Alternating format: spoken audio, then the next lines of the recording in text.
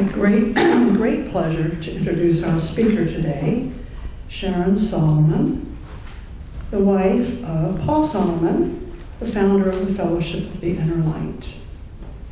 I've been with the Fellowship of the Inner Light 42 years. It'll actually be 43 in March. The years do fly by. And Sharon's been here already about 40 years, and so I met her about that long ago. But we got younger, I think, didn't we? Anyway, from the moment I met her, it was like I felt this little spark, and I turned and I looked, and who is that? And I felt an immediate kinship, no matter what, through thick and thin and whatever's going on in life. Sharon became a sister to me and is a sister to me, and a friend to many, a mentor, a teacher. What I see her do is she loves to encourage us all to be who we are, each of us in her own beauty, in our own way. She really loves to see people blossoming and being who they really are and going there and having a great process to get there. She likes to encourage like almost a soul activation to really be here and do what we do here. And so she has asked me to introduce her. She asked me before she comes up to do an old song that I composed 36 years ago. And it's called New and Glorious Morn. And it has everything to do with what she would like to see happening, where everyone's family, everyone's connected, and we all help each other to have that new day, that new morn. And I was walking on the beach years ago, 36 years ago, when this particular song came to me. So I'm just going to move this and get my guitar and share that song with you. And it was my daughter Leah who really inspired this, because she was about 2 years old when I composed this.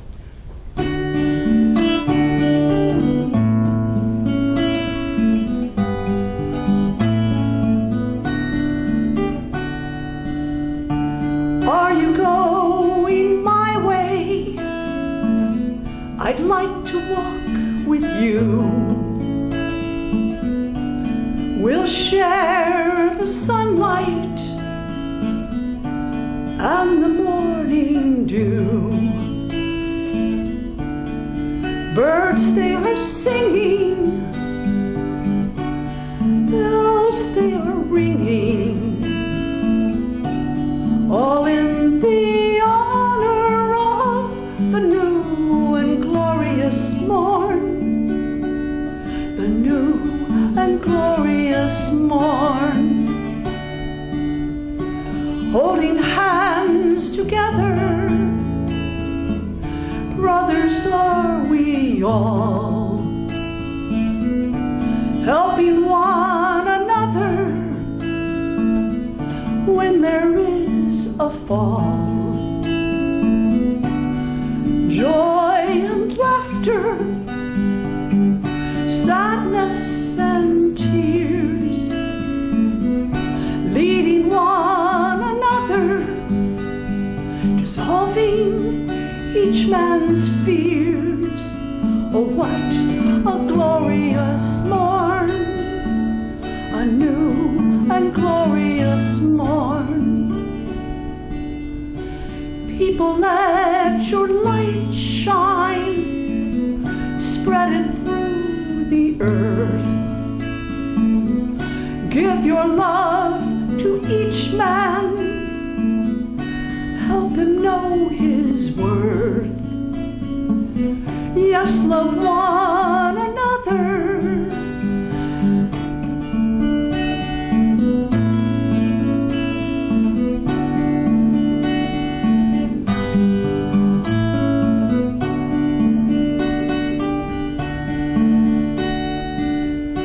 People, let your light shine, spread it through the earth.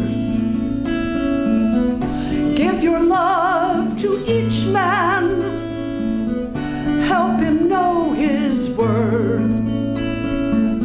Yes, love one another, see each man as your brother. Oh, what a glorious morn, a new and glorious morn.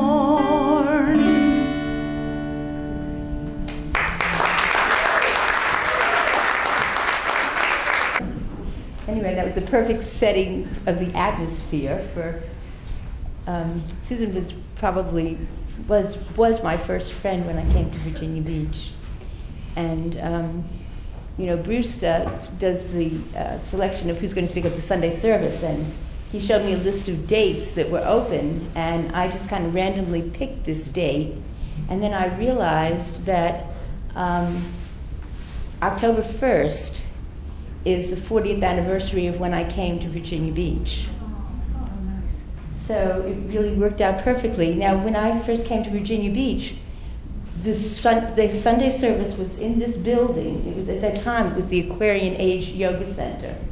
And I remember there's a gold rug, and we had to take our shoes off, and we all sat on the floor, and people came in bikinis.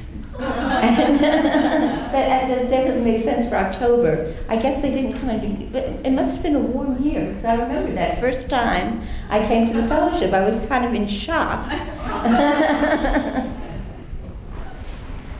And this is a very auspicious year for me, because it's the 40th anniversary of when I came to the fellowship, and I'm going to be 70 years old. So it's like a life-changing experience, and I feel like I'm going to be reborn this year. I am reborn this year. And it's so wonderful to see so many of the people who have been here through the years that are still a part of this fellowship family. Through the years, I've done just about every job that there is possible in the fellowship. And one of my favorites when I first came was transcribing the readings, which Susan and I did together in a little room on the old manual typewriters and tape recorders that you had to kind of press down the button, and then you had to stop them, and you had to start them again. Sarah remembers that too. We were all in this little room, all listening to the readings.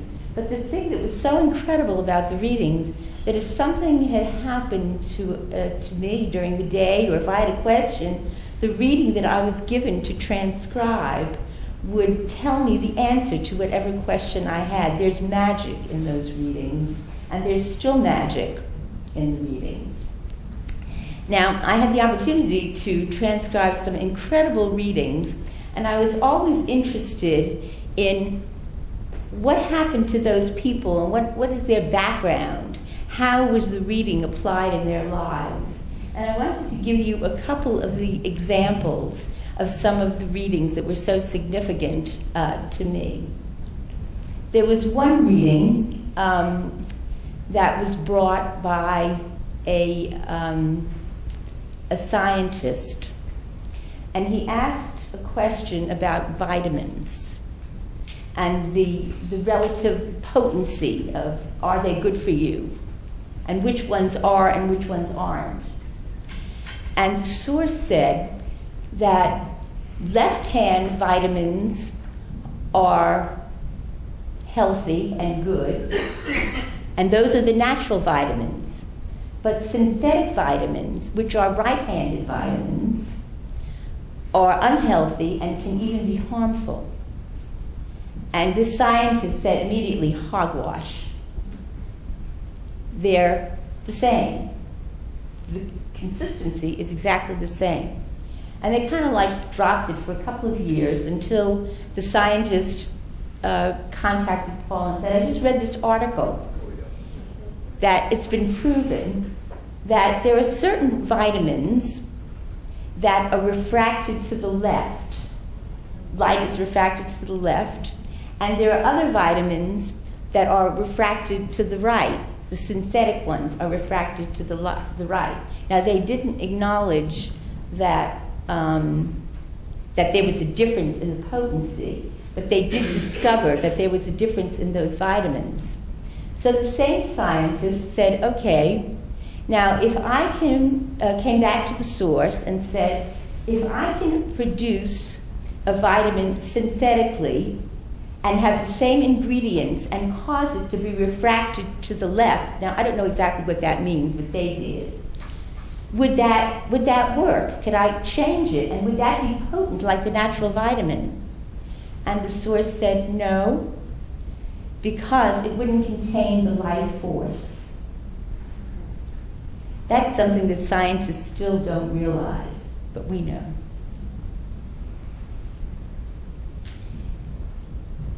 Another story. This talks a little bit about past lives and how we come back with similar past lives with lessons that we've had previously. There was a man who came to have a reading who identified himself as a teacher. And he asked about his past lives. And the source described a past life. It said that in the time of Atlantis, you were a scientist, and you were doing experiments in germ warfare. And one day, you were sitting in the laboratory, and you had a vial in your hand of chemicals, and realized that with that vial of chemicals, you could kill the entire population of Atlantis. That day, you left the lab and started studying metaphysics and spiritual growth, and became a teacher in that lifetime. When Paul woke up, Paul didn't ever remember what he said during the readings, but he saw this man with tears running down his eyes. And, for a minute, Paul said, he wondered, oh my God, what did I say? Because, usually people are grinning and they're all excited and they want to, you have to prevent them from hugging you. But this one, he was just sitting there, and he told him that he was a teacher, but he was a professor of Eastern philosophy. But he was a scientist in this life. And he was experimenting with germ warfare. And one day, he sat in the laboratory and held a vial, and he realized that he could kill the whole population of the world. He walked out, and he began to study Eastern philosophy.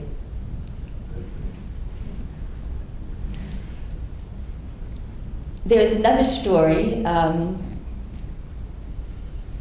This was a person asked about his past life, and it talked about in the early 1800s that this man was a Unitarian minister. And he was very effective as a minister, but he realized that he was working with people's souls, but there were people who came to him and they had physical illnesses, and he wanted to be able to help the physical as well as the spiritual. So he left the ministry and became a doctor. And then he realized as a doctor that even in that time, that a lot of the medications were not natural. They were harming people because of the chemical consistency and because of the belief structure that involved medicine at the time. And he became a natural healer, and he started learning about color therapy and how light and sound could really change the life. And again, Paul woke up and then had tears running down his eyes, because in this life, he was a minister. And he wanted more. And he had studied to be a chiropractor. And he became a chiropractor, and some of you, I'm not going to give the name, but some of you may recognize there was, in Virginia Beach, this person was, and he had just discovered color therapy. And he was treating people with color and light and sound, as well as manipulation. And, we come back and we repeat the same kind of lessons that we've had in the past. And we discovered there were a couple of readings that we asked, or people asked, and we were able to find out when and where the previous lives happened, and we found out the birth times, and we were able to do charts. And we found that often people's chart in today and their last lives, they had the same rising sign with just a couple of degrees difference and almost the same planetary configuration. And we were able to trace Paul's last life, Paul Solomon's past life, and we found out, the readings told us, that in his previous existence, he was a minister. His name was Albert Munsey. And we did the chart for Paul Solomon, which we had, and we did the chart for Albert Munsey, and found out that there were only a couple of degrees difference in that chart. But in his lifetime as Albert Munsey, Paul was an itinerant preacher who traveled around southeastern Virginia. And we found a book by Albert Munsey, and we found that some of the quotes in that book were in the source readings. And as Albert Munsey, Paul had preached hellfire and damnation. You know, he's a Methodist minister, and you better stick to the straight and narrow or you're going to hell. And the readings told us that he realized on his deathbed that he had his relationship with Jesus was correct, but the way he expressed it the way he saw it, caused more harm by telling people about punishment instead of love. And so he determined on his deathbed to come back and to talk of Jesus, but to tell of the love of Jesus. And in this life, as many of you know, Paul was born to a Baptist family, and in the Baptist church, there's a lot of preaching about hellfire and damnation. I remember I stayed with Paul's mother for a time, and I went to First Baptist Church of Nash, Texas, and I went to the service, and they told me, if you're not saved, you're going to hell. And I got scared, and I called Paul, and I said, Paul, am I saved? And I said, am I going to hell? He said, do you love God? Do you want to have you invited God to be in your life? Do you want God to rule your life? And I said, yes. He said, well, then you're saved. Don't worry, don't let them scare you. And Paul said that when he had his spiritual experience, his new birth experience, where he first went into trance, right thereafter he fired that old judgmental God, and he got him a Lord of love. Well, a couple of weeks ago, Billy Thomas, who some of you know, who's a good friend of mine and has been a friend of mine for 40 years, who came to the fellowship before I did, was doing some research on the internet, and he just decided to look up Albert Munsey. Now, let me just say one other thing. When we started talking about community, the formation of community, Paul did a reading, and the readings, the source said that there was a particular place that would be ideal for community, and that would be Burke's Garden, Virginia. And Burke's Garden, Virginia is a mountain range, which is a bowl shape, and that's where I live now. And but the source gave the description of the land and told about this area and said that's a place for your community. Well,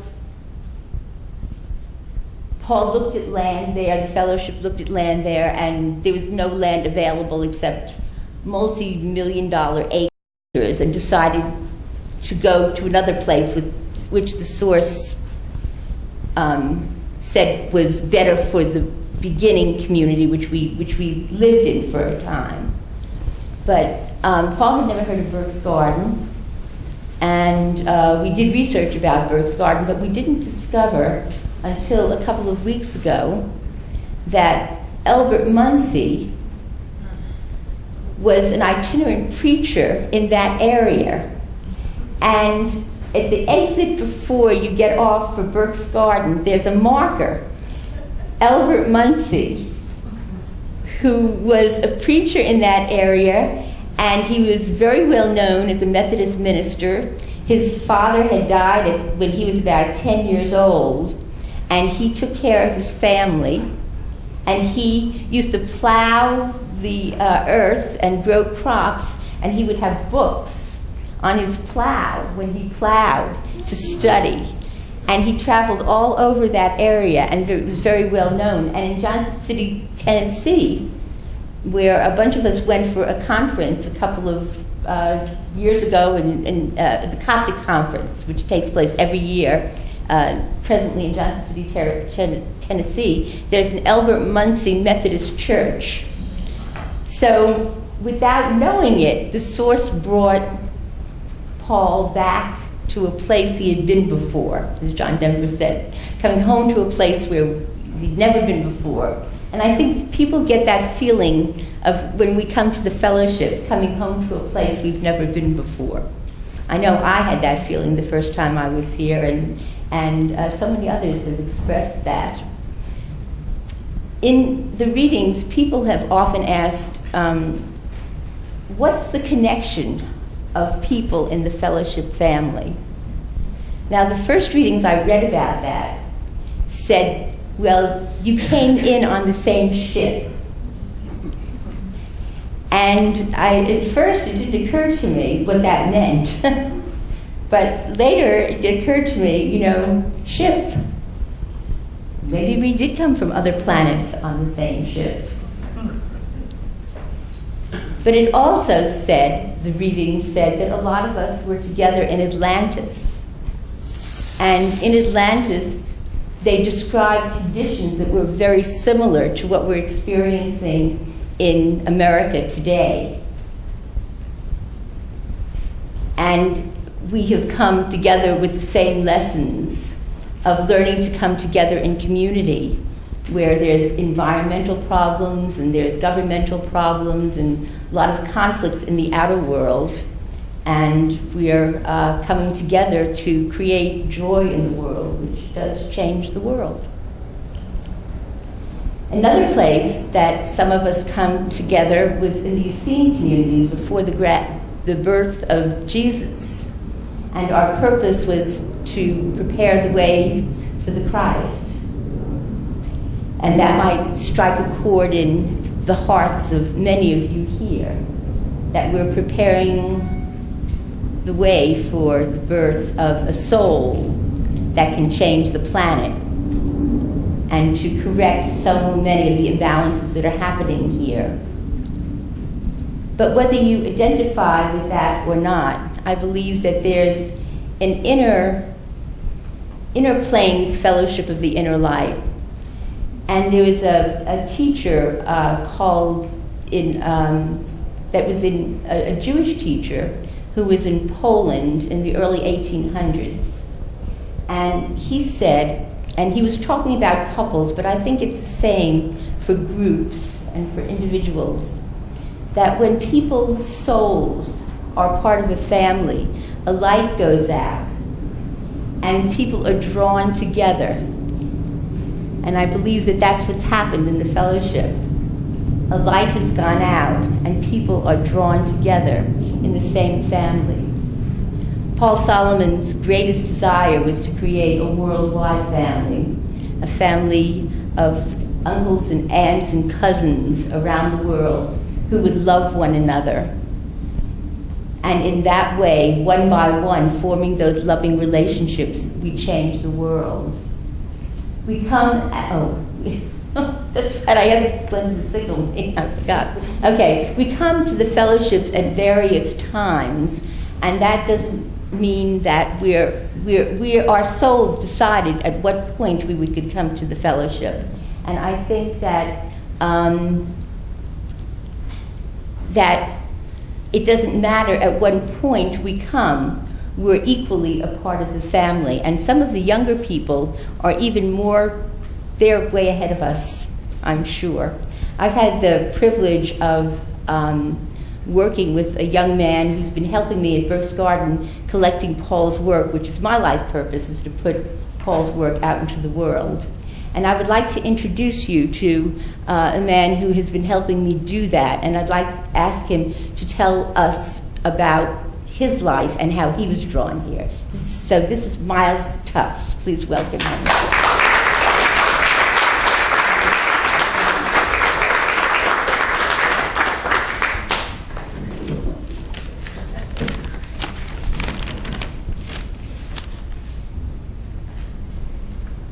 Hello, everyone. Hello. Do I have 10 minutes?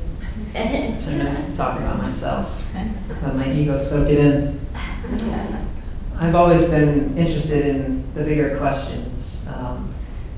I remember being little and just looking up at the sky a lot and wondering, why are we here and what does it all mean?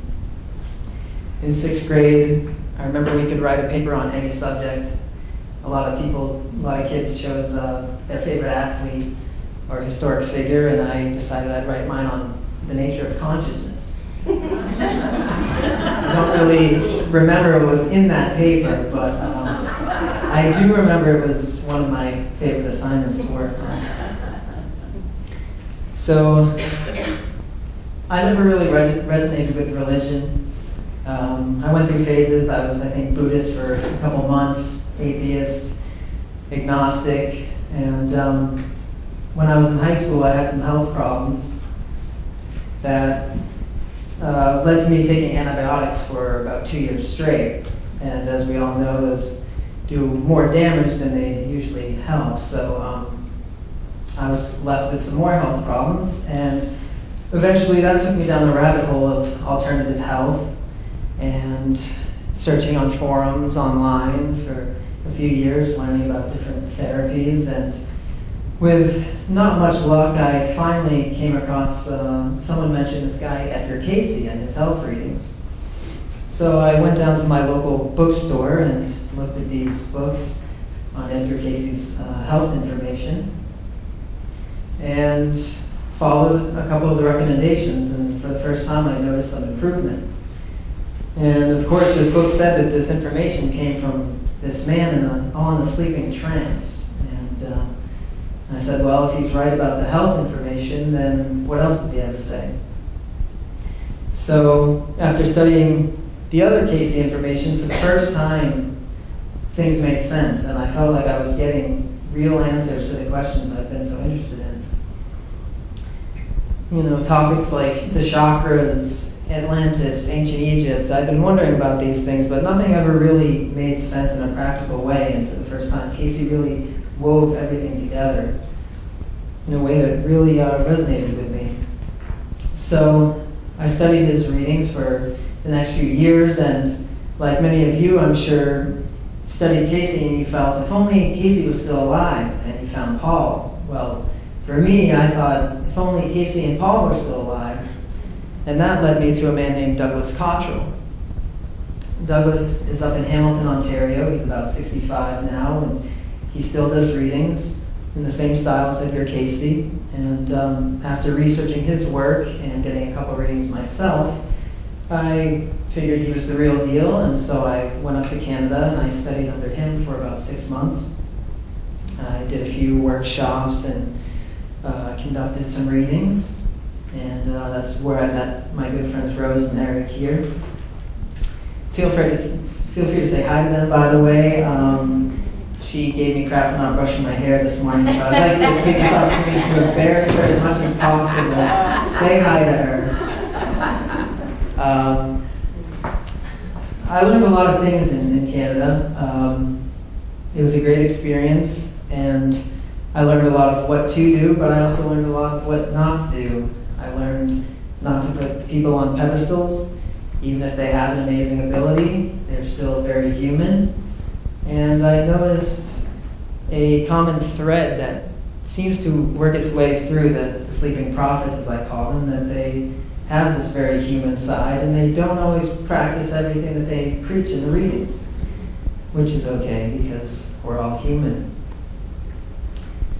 So around this time, I was parting ways with the center there, And I started looking into other teachings. Around this time I read Autobiography of a Yogi by Paramahansa Yogananda. If you're not familiar with his work, he's a lot of the reason why we have yoga in the West today is because of him and his book.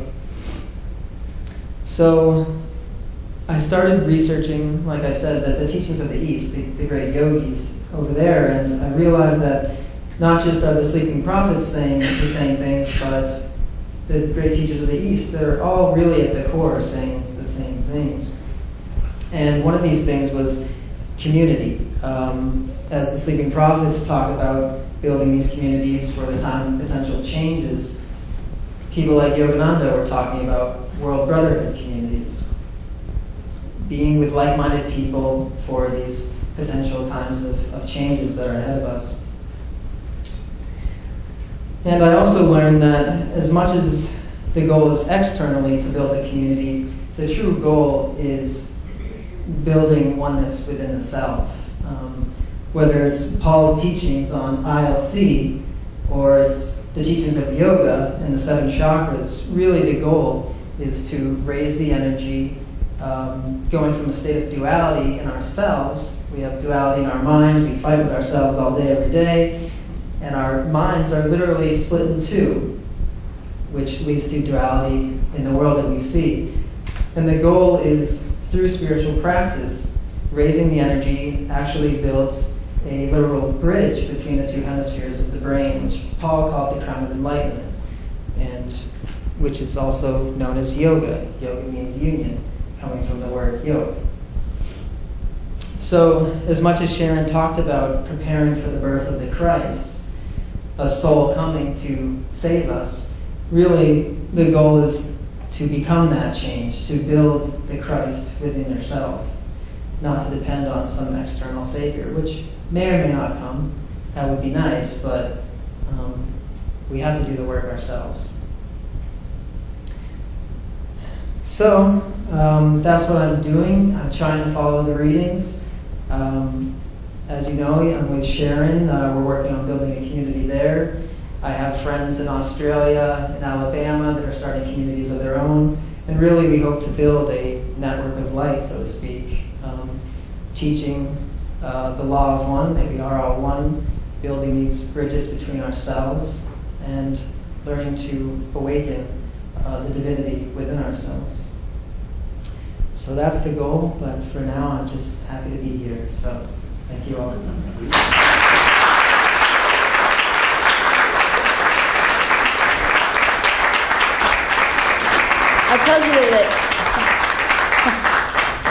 I told you that the younger generation is wiser than we are. Thank you, Myles, for setting me straight. No, that was great. Thank you so much.